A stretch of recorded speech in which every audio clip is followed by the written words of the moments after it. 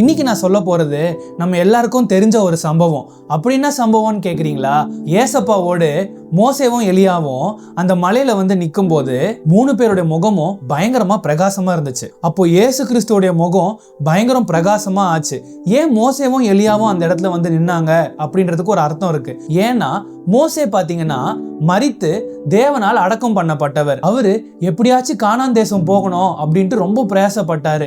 ஆண்டவர் கிட்ட போய் அவர் கேட்கிறாரு, ஏசப்பா எப்படியாச்சும் நான் கானான் தேசம் கூட்டு போயிடுங்க அப்படின்னு கேட்கும் போது ஆண்டவர் சொல்றாரு, இல்ல நீ கானான் தேசம் போகிறதுக்கு முன்னாடியே நீ மரித்து போயிடுவ அப்படின்னு சொல்றாரு. ஆனா எலியா பாத்தீங்கன்னா எசபேல் கிட்ட இருந்து பயந்து வனாந்திரத்துக்கு ஓடுறாரு.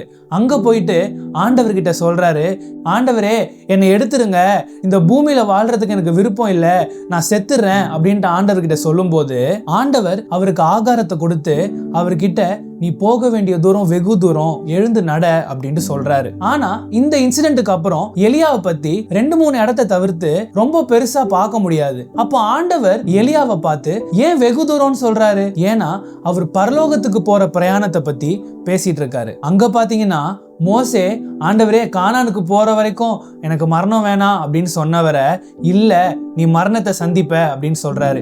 இங்க பாத்தீங்கன்னா ஆண்டவரே என்னை எடுத்துருங்க அப்படின்னு சொல்ற எலியாவை பார்த்து நீ சாகவே மாட்ட அப்படின்ட்டு கூட்டிட்டு போறாரு. இந்த 2 பேர் தான் இயேசு கிறிஸ்துவோடு அந்த மறுரூப மலையில இருக்கிறத நம்மளால பார்க்க முடியும். ஏசப்பா மோசே மாதிரி மரித்து எலியா மாதிரி பரமேறுவாரு. அது மாத்திரம் இல்ல, மோசே மாதிரி மரித்து பரலோகம் போற ஒரு குரூப்பும் இந்த பூமியில இருக்கும், எலியா மாதிரி உயிரோட எடுக்கப்படுற ஒரு குரூப்பும் இந்த பூமியில இருக்கும். அதுதான் ரகசிய வருகை. இதைதான் பவுல் சொல்றாரு, மரித்தவர்களும் பரலோகத்துக்கு போவாங்க, உயிரோட இருக்கிறவங்களும் எடுத்துக்கொள்ளப்படுவாங்க அப்படின்ட்டு. நம்ம எதுல போனாலும் பரலோகத்துக்கு போனவங்க, அதுக்கு நம்ம ஆவி ஆத்துமா சரீரத்தையும் பரிசுத்தமா காத்துக்கொள்ள ஏசப்பா கிட்ட கிருபை கேட்கலாமா?